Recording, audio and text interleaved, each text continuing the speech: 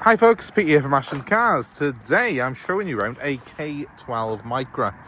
The K12 is the third generation of Nissan Micra and it ran from 2003 till 2010, so a nice chunky 7 year of production there. A couple of little facelifts along the way, but more or less the same car right the way through those 7 years. And these are quite a distinctive little small car, and I'm sure you've seen plenty of them around. There's still a lot of these cars around, even though they're now over 20 years old, the first examples. It might well be a car that you learned to drive in because they were very, very popular with driving schools, and there's good reason for that, as we'll come to in a minute. But this example here anyway is a 85,000 mile example. It's a 2004, so quite early in the production run, and it's the 1.2 S model, and it's the 5-door as well. So it's quite a practical car, this, but quite distinctive styling. It is a little bit bigger than the K11 Micra, the one that it replaced. So if you've ever had one of those, this is a much bigger car, notably taller, but it's also wider and longer than that earlier design. And because of its sort of curvy design, it does have quite a lot of headroom inside it. It feels quite a big, airy car when you're inside it. I've always been a fan of these, I've got to be fair. I love the little 1240cc engine that's in this particular car. It's quite a nippy, zippy little petrol engine, but the diesel engines in these are as well a very good engine. They are a Renault-derived diesel, so also worth looking if you're buying one at the diesel option. The really sort of strength of these petrol ones now for me is that they are ULEZ compliant. So if you live in an inner city area that's got a sort of a low emission zone, you will find that this car should be free of charges to go into the city centre. So that's a really, really good selling point. This particular one has come in part exchange at a local dealership. It is over 20 years old now, so it's a little bit older than we normally stock, but because it's very clean condition, I decided that we would have a go at it. So for better or worse, here I am with it. It's I think quite a nice looking car. I don't know if you'd call that dark blue or light purple, but it's quite a nice colour. It's the 5-door model, so it's very, very clean and tidy. And yeah, just a practical little small car for someone, I think, and especially if you're starting out, very, very good car to learn to drive in. The reason for that is just the way you sit in this car. It's got a huge glass area, and you're sat relatively high up, and you've got a great view of everything around you. From inside there, from behind the wheel, I can actually see the top of this headlight, which is quite good for noting where the corners of my car are, and that makes it very easy to manoeuvre. Plus the fact that it is quite compact anyway. We've got very light controls. Just a pleasure really to nip about in. I always really enjoy driving these cars for whatever reason, and I love the K11 before it as well. I think the Nissan little 16-valve petrol engines they do always got a really nice zip to them. It's only 78 horsepower, this car, but it weighs less than a ton, so it does actually feel quite rapid when you're in it, and it's great fun to throw about. So this particular one is just come in. We haven't messed about and tarted it up at all. What I have done is remove some seat covers that were on it. I'll show you the interior in a second, and thankfully they put seat covers on it, and it's really preserved the car because the interior is immaculate. Couple of very small things to note on the outside of the car. I'm going to have my little dent man come round and look at these little dents on the car. I don't think they're going to be much of a challenge for him. He should be able to pop those out. And without painting it at all, it should be pretty much immaculate on the outside then, because there's no real nasty marks or scratches on it. It's in very good condition. It's just someone's caught it by the looks, probably either with a shopping trolley or something in a supermarket, but it doesn't really spoil the car as it is. But I've got a absolutely wonderful chap who comes round, Bernard, and he will do those for me, I know, without any hassle at all. So that'll be done. Let's just show you the inside quickly. We'll go around the other side and start it up in a minute, but look at this. The car came with full seat covers on it. I'm always worried when I look at a car with seat covers if they're hiding anything, but no, they were preserving this interior, which is fantastic. Still got a steering wheel cover as well, but I have peeked underneath and that's all looks to be good condition as well. I think the people who owned it, they actually part exchanged 2 cars. They part exchanged a Mercedes as well, and they were going down from 2 to 1 when they did the deal. They've obviously really taken a pride in their cars, because both the cars they put into us were very, very clean condition. Show you the back as well. Now, that is actually the remains of one of the seat covers there. I did ask the valeters to take it off, but they haven't. But you can rest assured it's just as clean underneath that. This car is a 5-seater. It has got not completely flat floor, but relatively, so it is quite easy to get 3 adults in the back of it for shorter runs. Plenty of headroom, slightly lacking in leg room, the Micra, if you're sort of taller adults in the back.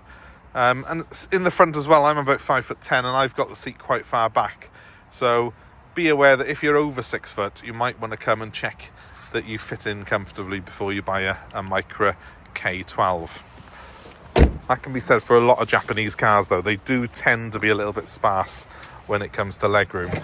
So let's have a quick look in the boot. Now, one thing on these is that you could move this rear bench along using that. That'll slide it back and forth, and it'll create a little bit more boot room or leg room in the back according to what you're looking for. So that's quite a practical thing to note. A lot of other cars have followed suit with that kind of design since, but back in 2003 when the K12 came out, that was quite revolutionary, really.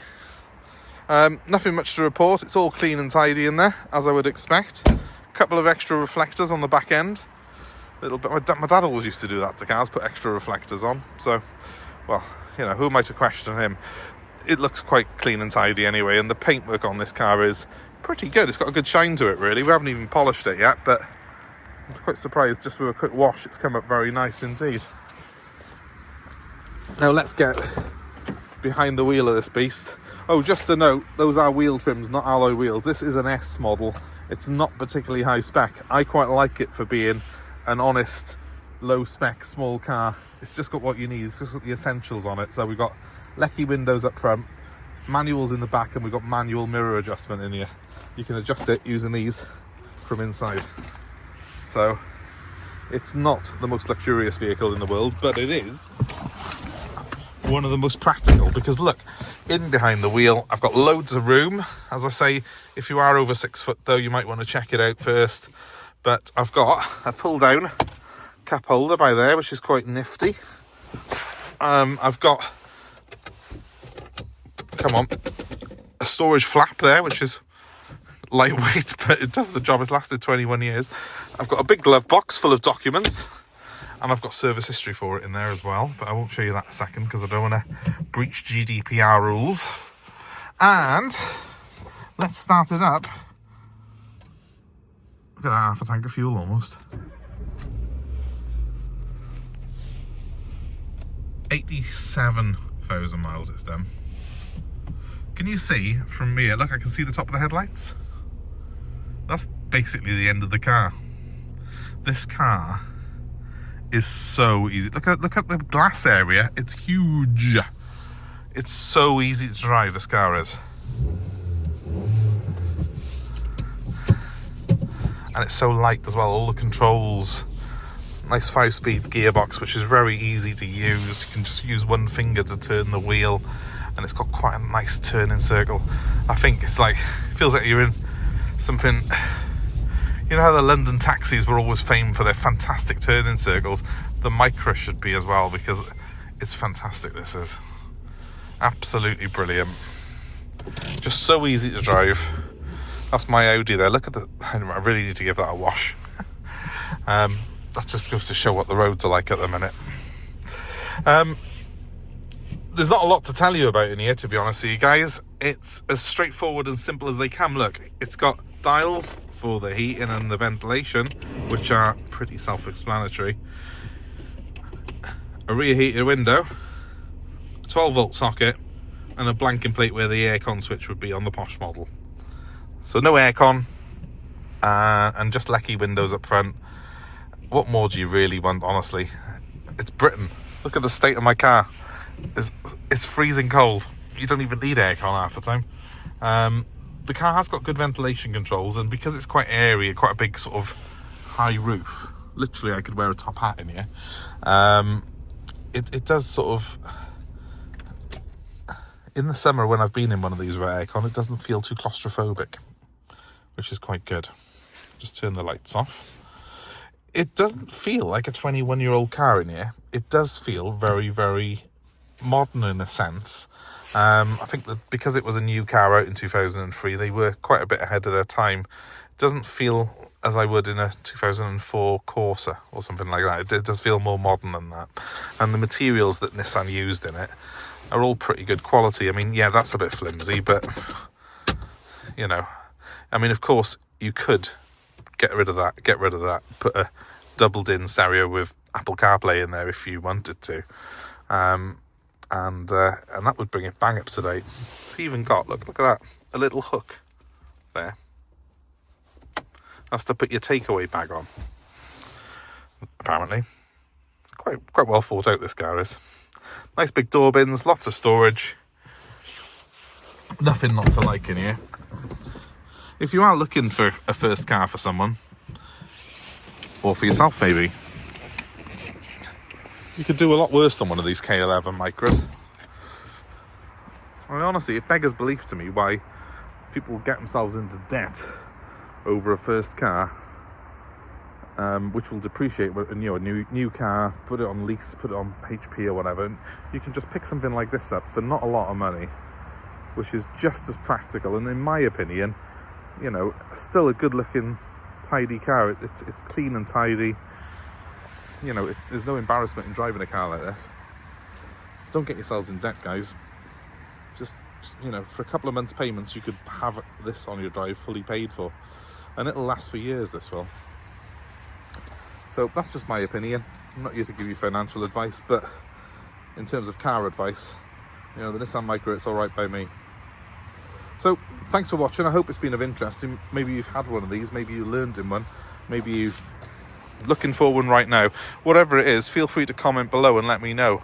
I'd certainly be very interested to hear of any stories of your passing your test in a K12 Micra. Sorry, a bit of noise there, something very fast going up the bypass behind me. Where were we? 07932 873 646 is my number. So if you are interested in this particular car, give me a call. There are still quite a lot of these around, but having clean and tidy ones with sort of under 100,000 miles is beginning to get a little bit harder. I know that there's two types of people who are going to buy this car off me. It's either going to be a young driver learning to drive, which I think is a very sensible move, or it'll be a local delivery driver who wants to use it to do Uber Eats. Both of which it's a good choice for. So give me a ring. 07932 873 646 is my number, and I am happy to deliver this car anywhere in the UK.